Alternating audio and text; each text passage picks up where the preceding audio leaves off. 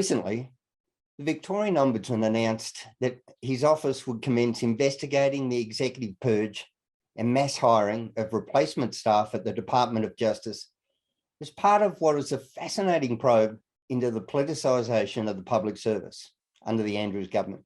Well, the investigation relates to the hiring of an additional 37 executives on salaries ranging between $170,000 to $370,000 in a single meeting in May 2019.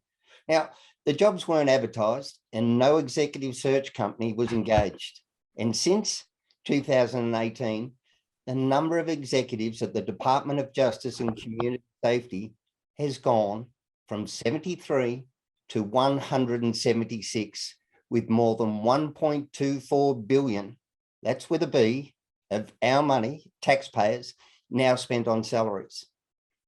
Joining us to discuss another form of corruption within the Victorian government is the Informer's chief political commentator, Anka Sahin, and we're also joined by former Department of Justice or government solicitor, John Heron, and victims of crime advocate as well. Good morning, team. Afternoon. Afternoon, sorry. Now, Anka, we'll start with you. The surprises never stop coming with this mob, do they? No, they don't. And I was thinking to myself when this hit the media a while back, that how deep it goes, firstly, and if it weren't for that motion in the Victorian Senate by Adam Somyurek, perhaps it would have never come to the attention of the public, and that's really, really worrying. Now, John, you've got inside experience with this mob. Do you want to tell us about how you came not to work for the Victorian government as a solicitor anymore? Yeah, look, back a year ago, as soon as I'd announced over the death of my daughter, a negligence case, I was given my marching orders an hour after that became public. So I collected my things a friend of mine collected my personal items in a green garbage bag and gave it to me. I was told not to come back in the office, but that was very common. So probably I'll walk you through a little bit what happened at the time. So having worked in the Department of Justice for most of the past decade and a bit more, what happened as soon as Andrews was elected in 2018 in November, very, very quickly, within a few weeks, there was this in the department, all of the 10 or 12 deputy secretaries had to reapply for their jobs. And some left, but basically 8 out of 10 got given their marching orders. The other 2 didn't last long anyway, so they were completely replaced. But behind that, all of the secretaries in the departments across the board in the public service were replaced. And the one doing it was Chris Eccles, the Secretary of Department of Premier and Cabinet, Andrew's right-hand man. And all of these, sorry to use that term, but it's a fact, all of these people that were put in place all came, were Department of Premier and Cabinet executives. So they went across the board there like that, and then it went down. So what I saw at the Department of Justice, what you've seen is absolutely 100% correct, but much worse. I'll come back in a minute. Now, Anka, one of the features of a democratic system is the public service. They're not meant to be party apparatchiks. They're meant to be independent. They're meant to give advice without fear or favour in the best interest of us citizens. Can this possibly be happening with this sort of thing going on? Certainly not. And we've seen that principle slipping both at state level and federal level for some time now. But it seems to be certainly what's become apparent. And I need to point out that the investigation that the Ombudsman is currently doing isn't just to do with the Department of Justice and Community Safety, as it is known now. It's right across the board of all of the public service in Victoria, and when that referral first came through the Senate, my first thought was, well, if you have to make a referral to the Ombudsman for an investigation of this sort, well, you already know the answer. There has to be some politicization, and a serious level of it too, if it got to a stage where a referral had to be made for it to be investigated. So it sounds like, and of course we haven't had similar investigations take place in the other states and territories, but it certainly sounds like the situation is much more grim in Victoria compared to other places and at federal level as well. And yeah, I'll pick up on that, having also had a recent stint in the federal government, that it is the politicisation of the public service and the delivery of services is across the board, but nothing compared to what's happened since that purge in Victoria. The sheer numbers that was listed in the Ombudsman report in the Department of Justice is mirrored in all these other departments. It is phenomenal, but the quality and type of the people, like starting the Secretary of the Department of Justice is an old political staffer to an ALP politician. So it goes on and there. But then it went lower and lower and lower. Deputy secretaries, the numbers again, as Michael stated first up, was huge. It's massive. There were hundreds of these people paid $300,000-400,000 a year. Many of them had been out of university for 2 or 3 years. Some relatives to ALP politicians, some constituents, friends of friends. It is mind-boggling what I saw, right? Beyond what you could believe. So I do hope the Ombudsman does detail this. A lot of people in a department as well, the way to control them was through fear. So anyone that objected to it, and I hadn't seen this before in the public service, got a knock on the door and was escorted out the building, collect your gear later type thing. Yeah. So, and that was particularly, one example was the chief information officers. The department had about 4 or 5 of them very rapidly. Any one of them that said, oh, I don't think X or Y is feasible, they absolutely got wiped out.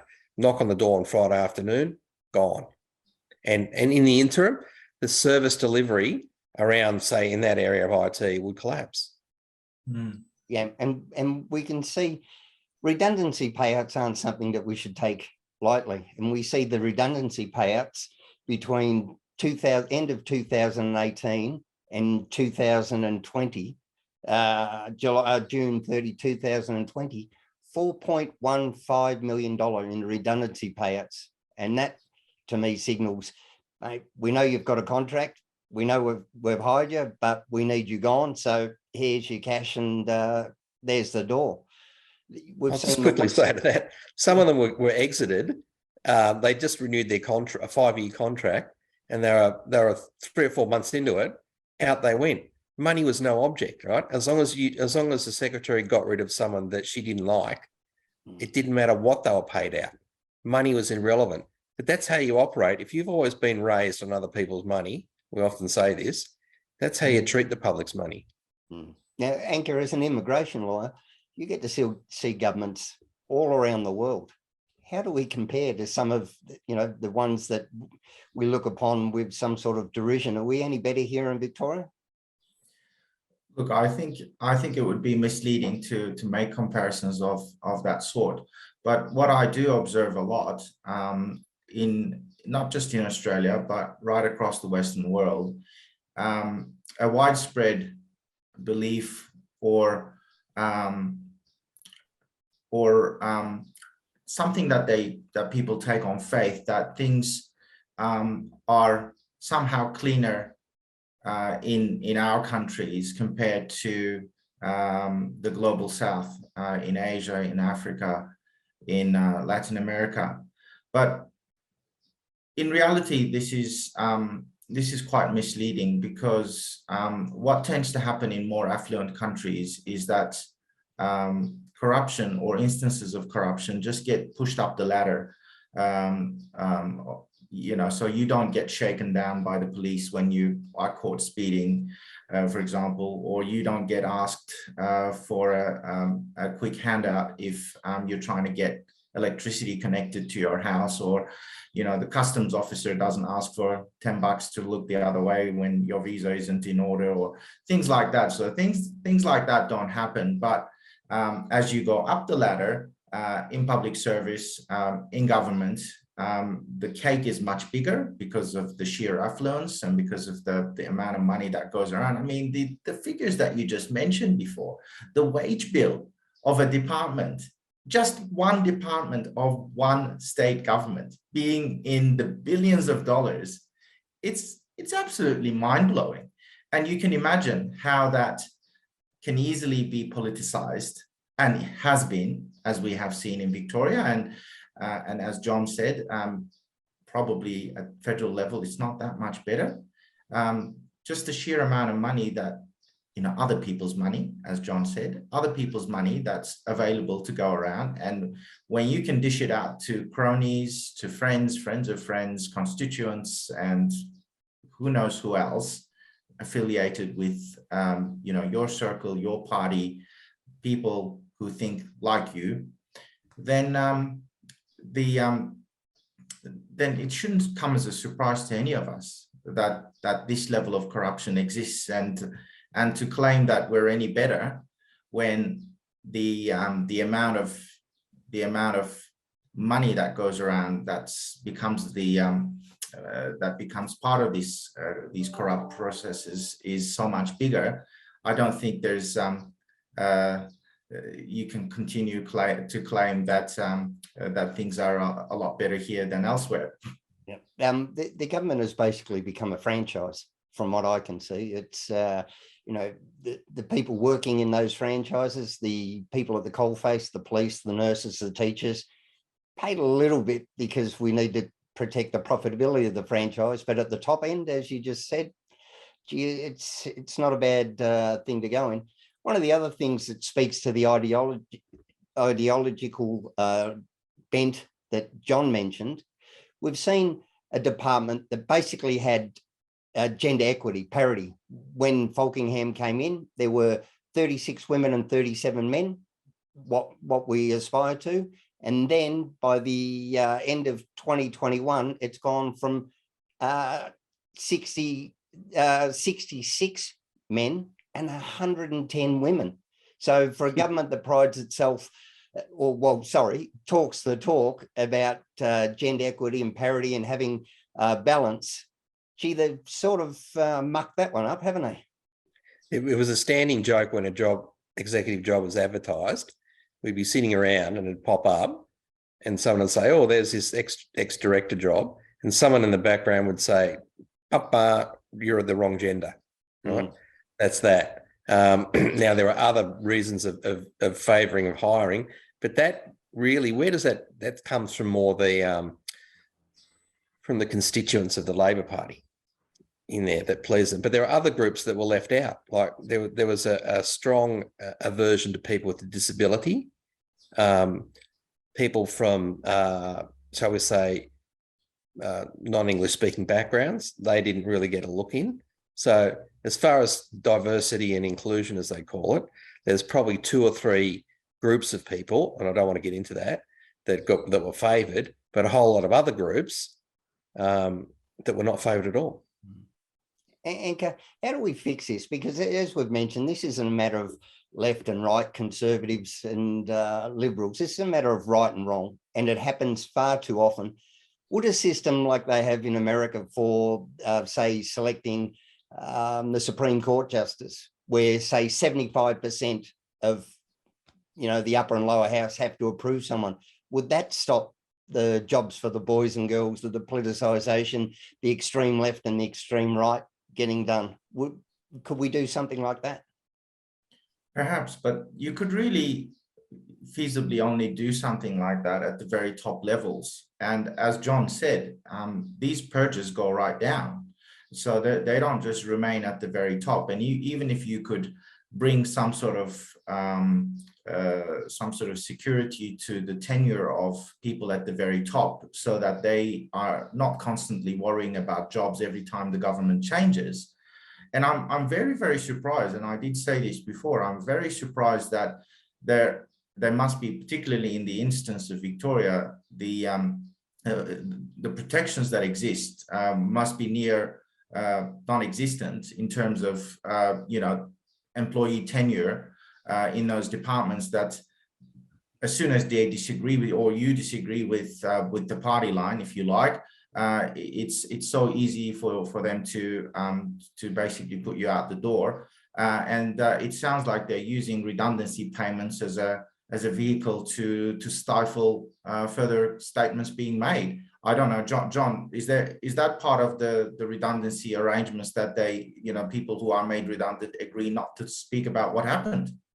Yes, but also with the executives that were terminated, there's the Rump Public Service operates on what they call Victorian Public Service, or VPS. So they're permanent employees. What's happened over the last few years, and both parties did this, they put people on fixed term contracts. They're still public servants, so they're on 1-year contracts. So they could be, if they wanted to get rid of someone at one particular time, they'd wait till that term had expired, which is an excuse given to me. The higher executives are on contracts, so they're on 3 to 5 year contracts. But with them, that they can just terminate them and pay them out. But again, they didn't care what was happening. Now, what happened in the Department of Justice when the purges were going on down to very, very low levels? I remember a lot of them had their contracts at 30th of June. So on the afternoon of 30th of June, there was about 500 people that hadn't been told that their contracts would be renewed. So do you know what happened then?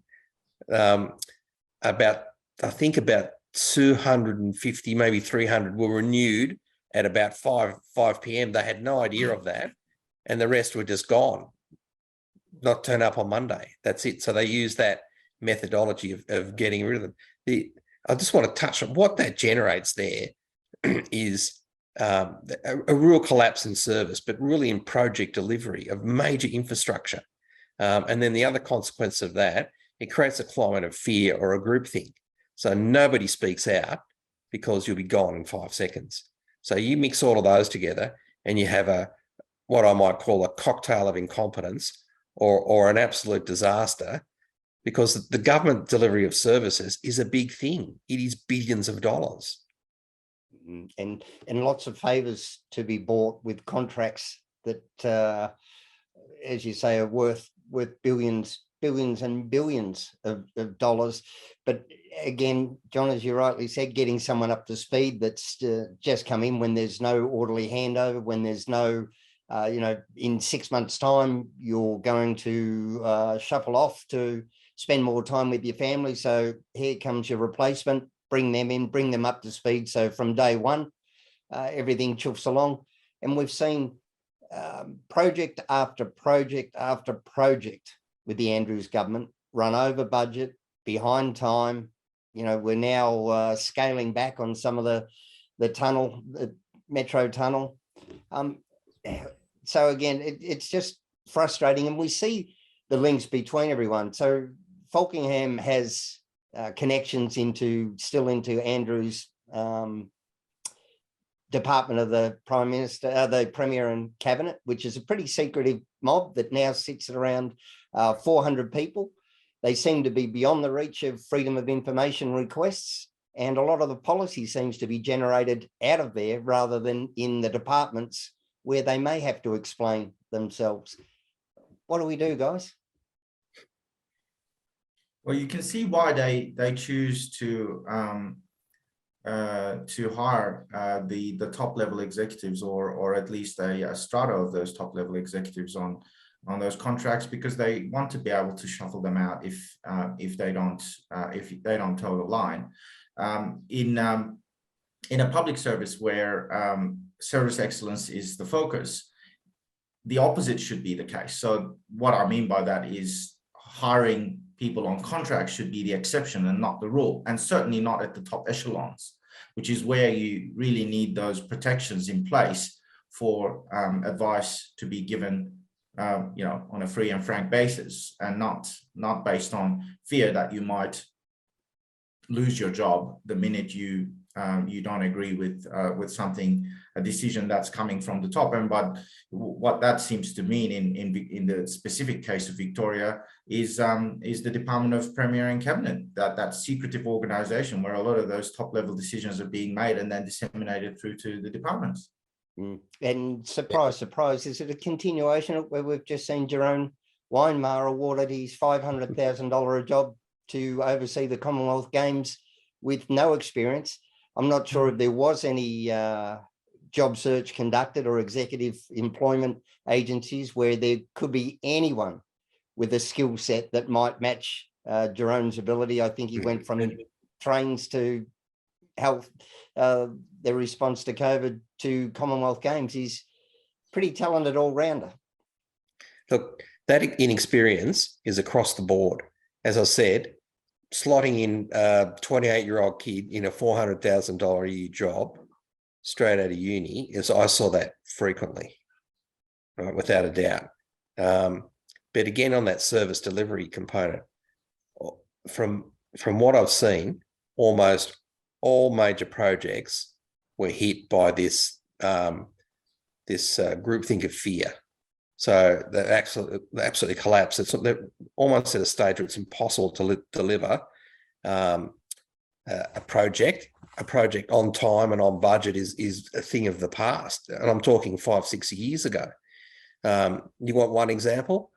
I'll give you one. Cherry Creek Prison, which was a new prison. So it was touted about 5 years ago to build 220 beds, cost of about 800, I might be rubbery on the figures, $800 million, still being constructed. Now $1.2 billion and 150 beds, right? So that is common. In fact, that's not a bad thing because it's actually getting delivered. There was another little trick that I noticed. So when there was an initiative in the Department of Justice to do something like victim support or review a tribunal, whatever it may be, there'd be a big announcement about, yes, we're going to spend X, Y here. We've got a budget allocation. You'd ask a year later, you'd say, what happened to this particular initiative? Well, nothing. So the government got into the habit, the Andrews government, of making announcements, no intention of actually delivering it.